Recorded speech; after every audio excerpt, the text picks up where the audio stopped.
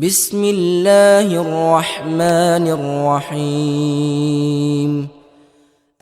Ud'u ila sabili rabbika bil hikmah wal mau'izatil hasanah wajadilhum billati hiya ahsan. Jika ada orang yang belum paham tentang tuntunan agama, dipahamkan. Jangan dimarahi, jangan dicela. Bagaimana cara mengajaknya? Saya tutup. Kata Quran pertama dengan hikmah. Hikmah itu maknanya 3. 1, puncak pengetahuan. 2, kesesuaian perkataan dan perbuatan. 3, kata-kata dan sikap yang lembut dan bijak. Puncak pengetahuan, kesesuaian perkataan dan perbuatan. Yang 3, kelembutan dalam sikap dan sifat atau perilaku yang melahirkan kebijaksanaan. Langsung praktekkan. Maaf Bu,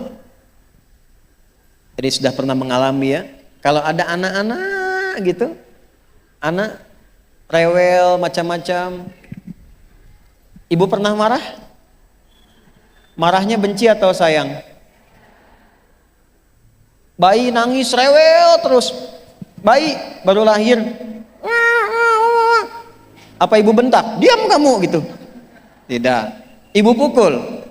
Tidak. Yang keluar apa? Sayang, kan? Dipeluk dan sebagainya. Ada kondisi itu yang diisyaratkan dalam Quran, kadang-kadang dibalik supaya kita diberi kesempatan memberikan bakti dan keutamaan kepada orang tua yang telah merawat dari kecil itu. Nanti ada kondisi orang tua yang kembali kepada sifat kanak-kanak itu. Maaf Bu, kalau anak-anak senang dunia tidak? Senang. Mama. Lihat mobil-mobilan, pengen mobil-mobilan. Lihat pengen permen, pengen permen. Keluar dari sini lihat balon, pengen balon. Nanti ada orang tua yang kekanak-kanakan. Lihat tas baru, pengen tas baru. Ya, lihat ini butuh juga, kadang enggak tapi pengen. Seperti halnya dulu orang tua kepada anak tidak pernah membentak, memukul dan sebagainya, maka balikan itu dengan hikmah. Datang pada orang tua. Caranya bagaimana? Puji dulu, ucapkan terima kasih dulu, praktekkan Quran surah ke-46 ayat 15. Masya Allah, rasanya tidak ada deh di muka bumi ini yang paling aku sayang kecuali mama. Terima kasih sudah membimbing, melahirkan, merawat, menyayangi. Sambil dipeluk, sambil dipijitin. Mah, tolong doakan ya, aku jadi anak yang soleh. Itu melembutkan dulu hatinya. Lembutkan hatinya dulu.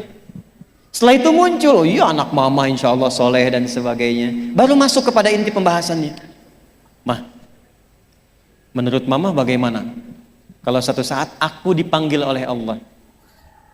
Jangan bicara begitu dulu. Sudah muncul tuh ya. Iya mah, tapi kan harus siap-siap juga supaya memberikan pahala buat mama. Doakan ya mah, supaya nggak banyak sifat-sifat dunia yang melekat. Aku rajin sholat, semua yang ada dunia berkah sifatnya. Pelan-pelan dulu. Nanti kalau sudah masuk ini, baru masuk kepada yang lainnya. Aduh malu mah, ini ada motor belum pernah dipakai ke taklim, belum pernah dipakai untuk sholat, belum pernah dipakai mengantar ke masjid.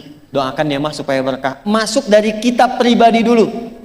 Biasanya kalau sudah seperti itu, maka seketika akan menjadi cermin yang menyadarkan dan tanpa diminta langsung diperbaiki. Tanpa diminta langsung diperbaiki. Saya tutup dengan contoh singkat dan cepat. Saya pertama datang ke Indonesia, lalu mengasuh pondok pesantren di Jakarta. Saya nggak perlu sebutkan namanya. Di tempat itu banyak pejabat Bu. Qadarullah ada masjidnya. Pejabat ini rata-rata baru selesai masa pekerjaannya, pensiun lah istilahnya. Tapi rata-rata terkena post power syndrome. Jadi kalau di kantornya pejabat, di masjid pengen menjabat juga, pengen jadi imam. Lalu berselisihlah rata-rata mereka itu, pokoknya pengen jadi imam, sementara bacaan belum memenuhi. Saya bilang begini, saya tes dulu Pak, untuk jadi imam itu bacaannya mesti benar.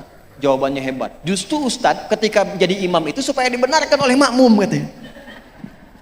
Bagus Pak, saya kasih Bapak cara supaya Bapak nanti jadi imam lebih hebat lagi.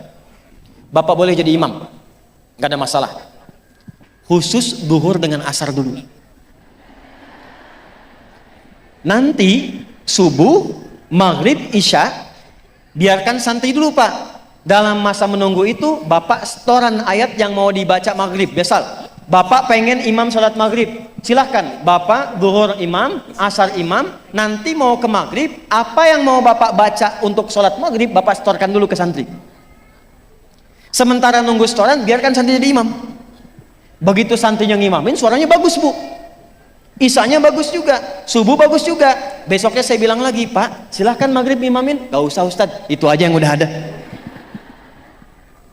Setelah mereka ada lebih bagus, dan lebih enak, kita naikin. Pak, jadwal isya ya, nggak usah Ustadz. Enggak, Bapak udah bagus bacaannya. Jadi begitu diberikan jadwal dan merasakan ada perubahan, disitulah kemudian terbawa untuk lebih meningkatkan bacaan Qur'annya. Sejak saat itu, yang tadinya hanya pengajian ibu-ibu, sekarang ada pengajian bapak-bapak. Untuk tahsin. Terakhir, bacakan doa Nabi Musa saat datang kepada Fir'aun. Jangan lihat Fir'aunnya, jangan lihat lihat sifat kerasnya. Fir'aun tuh begini Bu, sifat kerasnya. Saya nggak suka tuh dengan model rambutnya. Pisahkan kepala dari badannya. Bukan suruh cukur. Karena itulah di surat Thaha, Nabi Musa diajarkan doa oleh Allah, Rabbi syrahli wa yassirli wahlul uqdatan yafqahu